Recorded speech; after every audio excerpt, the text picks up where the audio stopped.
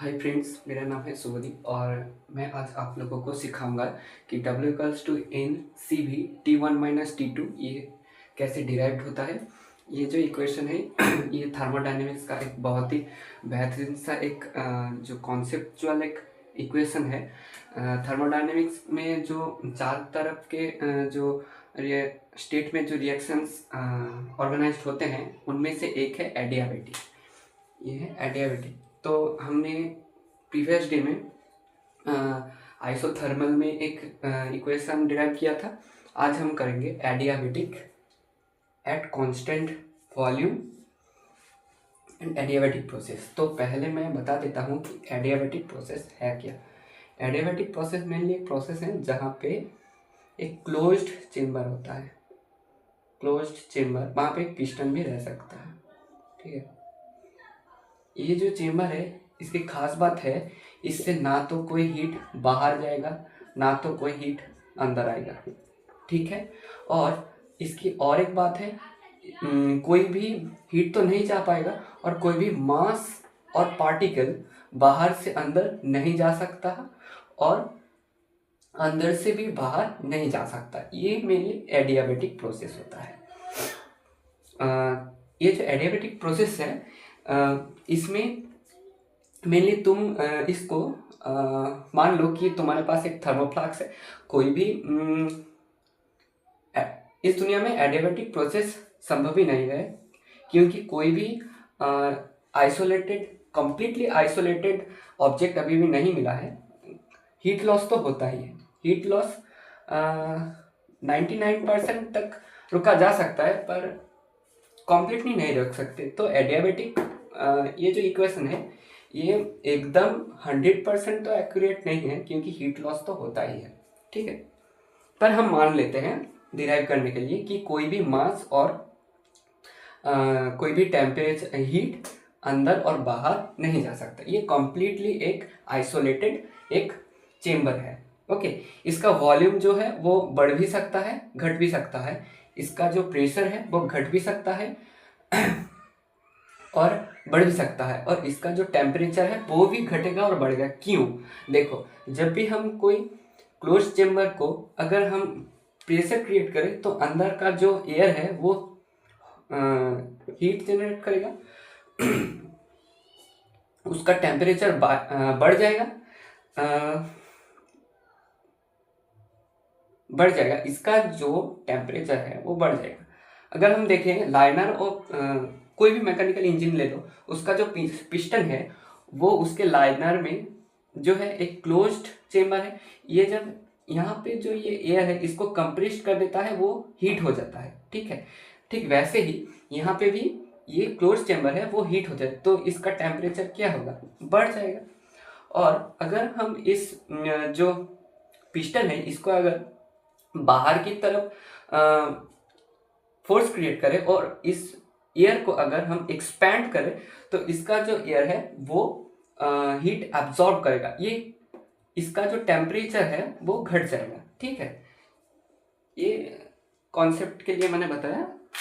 चलो, बाकी इक्वेशन है जो डिराइव करते हैं। बहुत इजी है, थोड़ा सा लेंदी है पर इजी है। ठीक है, चलो स्किप कर दो 10 सेकंड के लिए। हाँ चलो, हमने प्रीवियस डे में एक इक्वेशन बताया था वर्क का, वो है W equals to integration of V1 से V2 तक P डेल्टा V। याद है सबको? ठीक है, इससे ही हमारा पूरा काम होगा। उससे पहले मैं दो इक्वेशन और बता देता हूँ। Constant pressure minus constant volume, ये कितने के बराबर होता है? R। ये R के बराबर होता है। और Cp बाई Cv ये होता है गामा के बराबर। कितने के? गामा के। अब ये दो प्रूफ कहाँ से आया वो मैं नेक्स्ट डे पे कर दूंगा। उससे पहले हमको इस दोनों इक्वेशन की जरूरत होगा इस इक्वेशन को प्रूफ करने के लिए। ठीक है, चलो तो हमने तो इसे देख लिया। अब चल प्रूफ करते हैं। ये इक्वल होगा, रुको रुको, उससे पहले मुझे और भी एक इक्वेशन का जरूरत होगा, वो है P V to the power gamma gamma equals to K. ये कांस्टेंट होता है, ये कांस्टेंट होता है, P we equals to K, ये कांस्टेंट होता है, ये गामा है, ठीक है। तो यहाँ पे हम इसे लिख सकते हैं P equals to K multiplied P to the power minus gamma हो जाएगा, ये यहाँ पे प्लस है, यहाँ पे जाएगा तो माइनस हो जाएगा। इसे मिटा देता हूँ, नहीं तो दिक्कत हो रही है। चलो थोड़ा सा जल्दी करते हैं। तो हमने देखा कि P equals to K V to the power minus gamma. चलो इसे यहाँ पे पुट कर देते हैं, तो ये होगा V2 तक V1 से इसको पुट कर देते हैं, तो K V to the power minus gamma to D V, ठीक है, डी वी। अब ये तो एक कांस्टेंट है, तो ये बाहर आ जाएगा,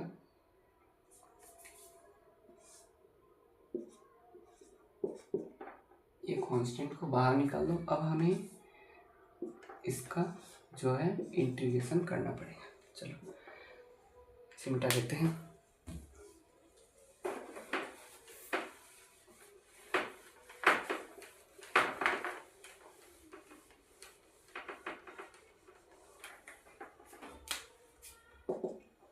तो ये अपर लिमिट, ये जो है लोअर लिमिट, ये जो है अपर लिमिट।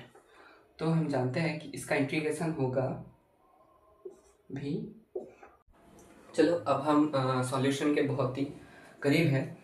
तो इसके बाद हम करेंगे, यहाँ पे तो के कांस्टेंट है और ये भी एक, सॉरी ये प्लस होगा, हम जानते हैं ये भी तो एक कांस्टेंट है, तो यहाँ पे इसको बाहर निकाल देता हूँ, इसका इंटीग्रेशन नहीं होगा, तो ये रह जाएगा V to the power minus gamma plus 1, यहाँ पे इसका रहेगा लोअर लिमिट, यहाँ से अपर लिमिट, ठीक है। 1 बाई के माइनस गामा प्लस 1, यहाँ पे इसका जो अपर लिमिट है उससे लोअर लिमिट माइनस हो जाएगा। चलो तो V to the power minus gamma, ये हो जाएगा V2 plus 1 minus V1 minus gamma plus 1, ठीक है।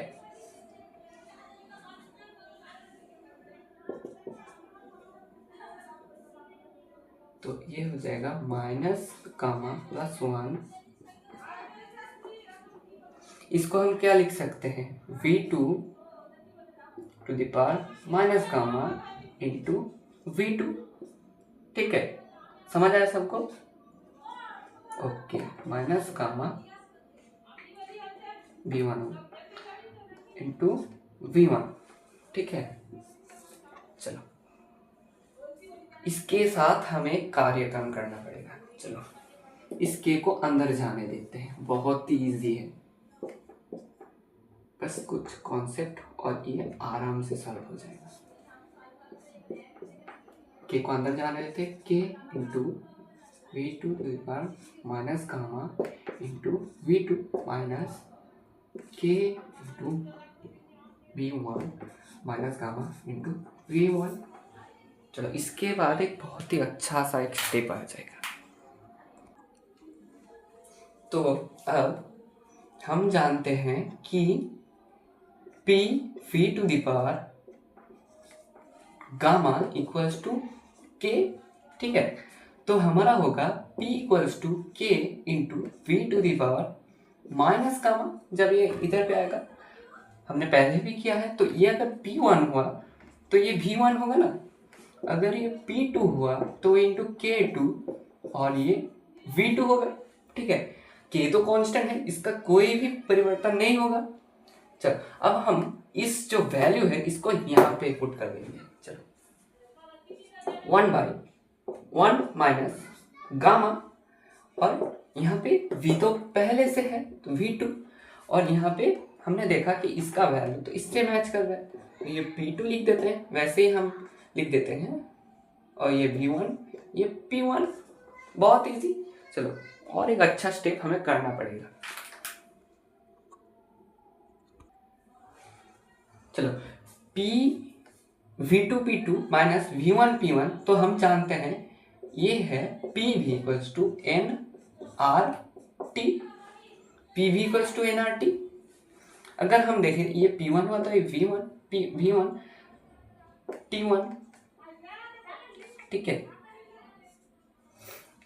ये और ये हम कांस्टेंट मान लेते हैं, एक क्लोज्ड चेंबर था, वहां पे हमने कांस्टेंट नंबर ऑफ मोल लिया था, और इस गैस कांस्टेंट ही होता है, ठीक है। चलो इसका जो वैल्यू है हम यहाँ पे रख देते हैं, ठीक है।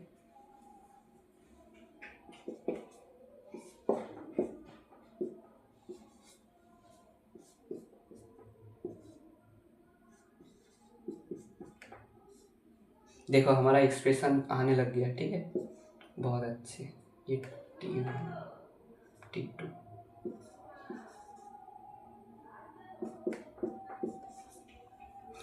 हमें एक स्टेप समझना पड़ेगा। चलो हमने क्या बताया था कि एक क्लोज चेंबर में अगर इसको एक्सपैंड करें तो उसका टेम्परेचर, वो जो यहाँ पे जो एयर है उसका टेम्परेचर गिर जाएगा, इसका जो टेम्परेचर है वो गिर जाएगा। मतलब अगर हम एक्सपैंड समझ लें, ये जो एयर है वो एक्सपैंड कर रहा है तो उसका टेम्परेचर गिर जाएगा। मान लो एक इंजन है, उसके अंदर एक लाइनर और पिस्टन है, उसके अंदर एक लाइनर और पिस्टन है। अगर ये लाइनर इस कंप्रेस्ड चेंबर में अगर प्रेशर क्रिएट करेगा तो यहाँ का जो एयर है उसका टेम्परेचर क्या बढ़ जाएगा। इस केस में हमने देखा था कि इनिशियली इसका जो प्रेशर है वो ज़्यादा था, तो इसका टेम्परेचर भी तो ज़्यादा होगा। तो हमको इसका जो T1 है इसको पहले लाना पड़ेगा, नहीं तो ये जो होल जो इक्वेशन है इसका वैल्यू नेगेटिव में आ जाएगा, समझे। तो वैसे ही करते हैं जैसे हमने कहा।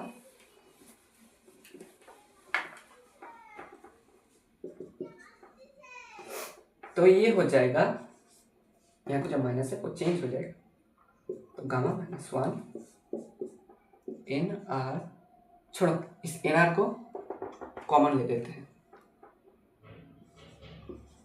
ठीक है। तो ये हो जाएगा T1 माइनस T2। देखो हमारा एक्सप्रेशन का एक पार्ट आ गया।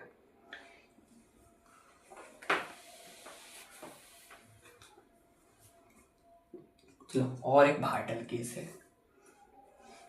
हमने क्या जाना था कि CP बाय CV, ये तो K के बराबर, सॉरी ये गामा के बराबर है, गामा। तो अगर हम बोथ साइड में 1 माइनस करें तो ये आ जाएगा by CV equals to gamma minus 1। बहुत इजी है ये जो एक्सप्रेशन है। तो चलो गामा माइनस 1 तो यहाँ पे है, इसका जो वैल्यू है, और हाँ यहाँ हमने जाना था कि CP माइनस CV ये तो R के बराबर होता है, R, तो यहाँ पे R पुट कर दो, तो ये होगा R by CV equals to gamma minus 1। बहुत इजी, ये जो एक्सप्रेशन है वहाँ पे रख देते हैं, तो ये होगा NR 1 माइनस गामा, तो ये R बाई CV हो गया लगभग। ये जो R है, R ने R को खा डाला, अब ये जो है ये ऊपर आ जाएगा, तो N CV T1 minus T2। चलो हमारा प्रूफ तो हो गया, बहुत अच्छे। चलो अगर तुम्हें ये वीडियो अच्छा लगा तो इस भाई को सपोर्ट करने के लिए आप लाइक और सब्सक्राइब ज़रूर से करना।